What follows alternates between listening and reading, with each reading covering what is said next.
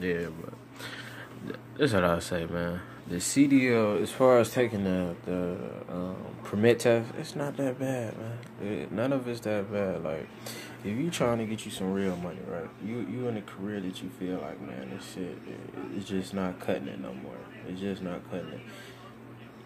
You can run up you can be a six-figure person a year within 3 years if you do the right thing, if you hustle right. Maybe earlier than that, depending on how your networking skills are and how you push it. When you originally, if you go OTR, there's so many ways to get it. You can get it in dump truck. You can get it in the oil fields after a year over the road. You can get it locally. You just gotta stay down, find the right company, do the research. It's not always just about hopping around and say, oh, it's shiny over here.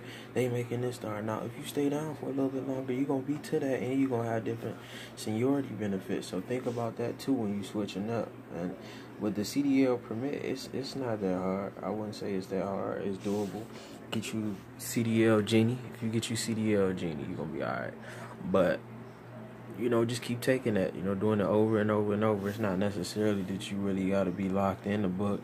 You can skim through certain sections in the book as far as the DMV guide, but get you DMV Genie and run through all those questions. When you do the big one, like for general knowledge, like 347 questions on there. When you get to the end, it's gonna be a challenge, mate, and that's when you're gonna get the answer and the explanation for the questions that you got wrong. When you do the smaller ones, you get it immediately. But yeah, just take your time, do your study, and put that in. Get on YouTube right now. Type in pre-trip. One of the best ones was done by CR England. Check their pre-trip out. I'm in trucking school right now.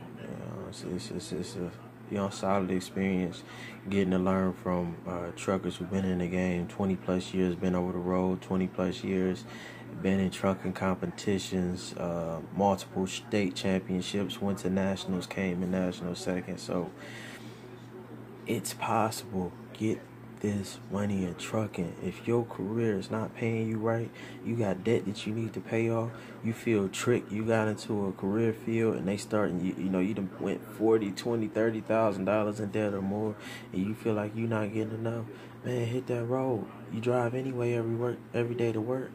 If you go over the road, we're gonna say that for over the road. We're gonna say that for over the road. No, you know what? Fuck it, man. Every day we talking. Like I said, if you go over the road, that's your house. You might cut the apartment if you don't have no kids and nobody else. Stay over the road for a year. When you come home, maybe every 6 months, go grab you a hotel, grab you a rental. Get your car up for a little bit and grind it out. Cut your bills as much as possible. If you're trying to do it like I'm doing, trucking your debt, you trying to do that, you can get out here and do that. Like, you trying to build certain relationships with other people who get money to start businesses and all that. You can do that now, man. Like, this trucking is a whole nother lane, and you got about 15 to 20 years before the electronic trucks come. Get it before the industry goes away.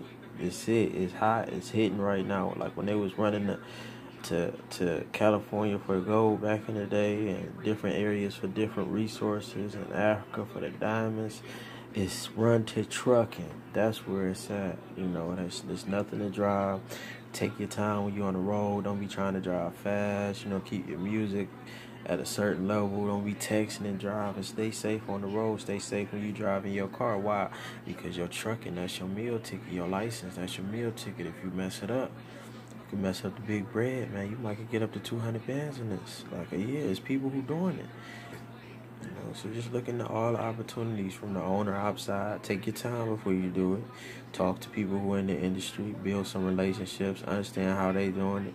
Drive for a year and a half or two before you get yours, so you can really have an understanding, because it's not always about just starting fast. You want to know when you start that you can maintain it.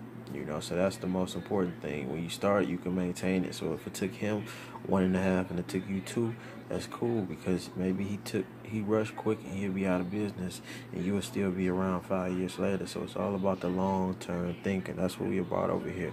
You really got that mogul mindset. When you're trying to be a mogul on something, just doing your research and planning for the long term. We don't do short-term stuff. We're thinking about how is this decision going to affect you 5 years from now. Shout out to everybody for tuning in. Subscribe. Follow me on Twitter at tools, the number 2, EXCEL, at tools to excel on Twitter. And yeah, share, like, subscribe, comment. We in trucking school right now out in Medina, Ohio. I'm out.